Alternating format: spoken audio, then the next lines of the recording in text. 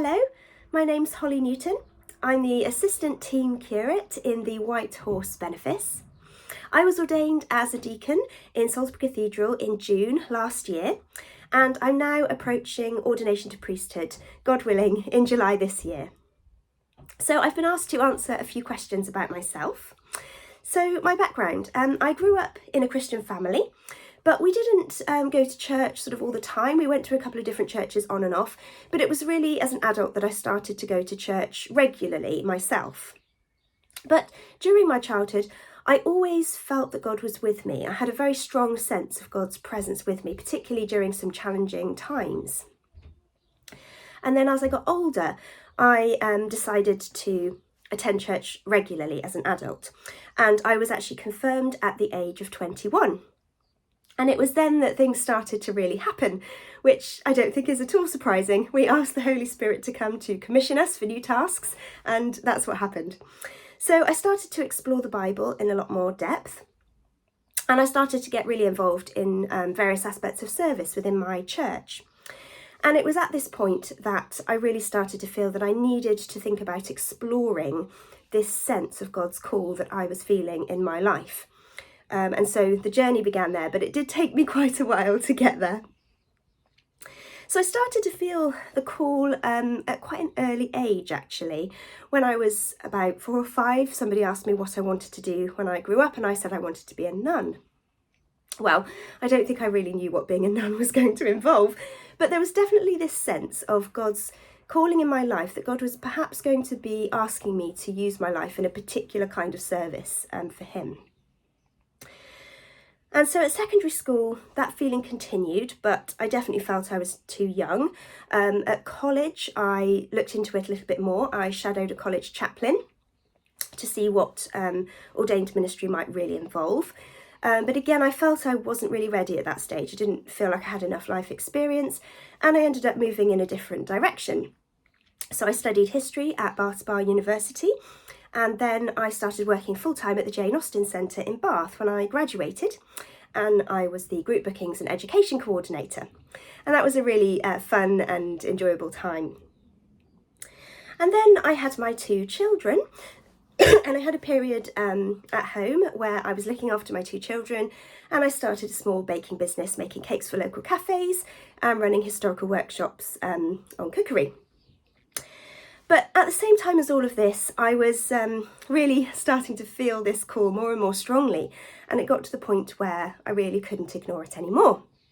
And so I went to speak to the rector at my church, and the whole journey of discernment began from that point, really. So started to have meetings with vocations advisors, and the process began. And so my deacon year has been really incredible. It's been such an amazing blessing. We've really enjoyed getting to know people in this benefice. We have been welcomed in with so much love and with open arms, and it's been wonderful to get to know people and to start to build the relationships, and we are looking forward to continuing in doing that. And there's been so many exciting things to get involved in, and it's just been incredibly enjoyable. I've been really enjoying going into the schools, leading assemblies, getting to know the teachers and the children. That's been a really wonderful part of my learning this year. I've also really enjoyed the opportunity to go into one of our retirement complexes in Westbury. So not all of the care homes have been open due to COVID, but this retirement complex has been open, so we have been able to go in, and I've been able to lead home communion services in there and to get to know some of the residents, and that's been absolutely amazing.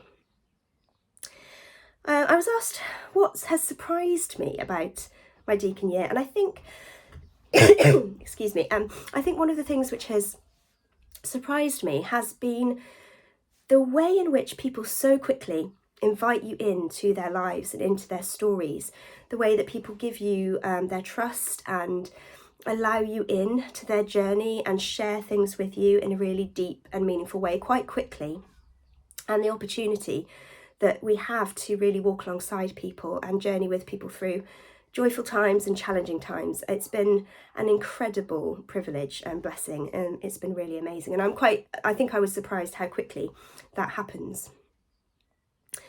But I mean, there's been so many things about the year which have been wonderful. I can't list them all.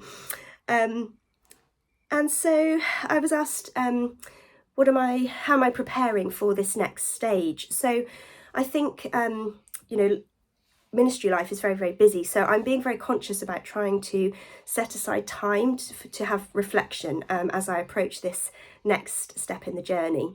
So I've been trying to do some reading around priestly ministry and the sacraments.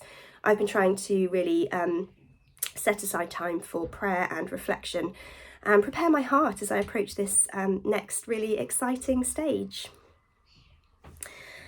And so I was also asked, what one piece of advice would you give to someone looking into ordained ministry? Well, I would say that ordained ministry is a wonderful and really exciting journey. It's also very challenging. So my biggest piece of advice would be just to make sure that you are continuing to prioritise your prayer life, your quiet time with God, your prayer time, your relationship with Christ, and making sure that you really are rooted and grounded in that relationship, because that will just be fundamental to everything as you go through the journey. It's also really important, I think, to have a good support network around you. So obviously your family and your friends and your church, trusted people within your church who you want to speak to about the journey. It's also good to have people who you know who are going through the same thing at the same time as you, so peers who are in the process as well that you can share all of the journey with. It's good to have a spiritual accompanier. That was recommended to me quite early on in the process, and that has been absolutely invaluable. And just have those sort of trusted advisors, people that you know you can go to when the process becomes challenging in any way, or when you're having those really excited moments and you want to share it with somebody. That support network is really key. So those would be the two things, would be that fundamental relationship of being grounded in your relationship with God, and the support network around you. And then the final question is really tricky. So if you could ask God to change one problem in the world, which problem would you pick? I think that's a really hard question, isn't it? I mean, at the moment, we are just hearing of so many problems: poverty, war, violence, price rises, social divisions, pandemics, economic issues, political and social divides, gun crime. I mean, there's just so many things going on. And it's easy to feel quite overwhelmed, actually, when we listen to the news. But I think that one of the key things that you often hear from people who are in very desperate situations is that what keeps them going is a sense of hope.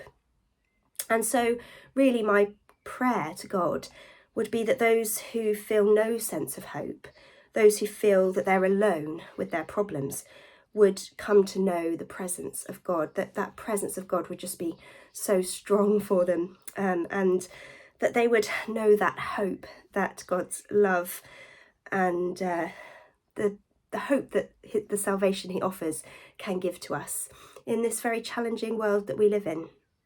And we can be those who bring that hope and light of Christ to other people. So I pray that we would be those who do that.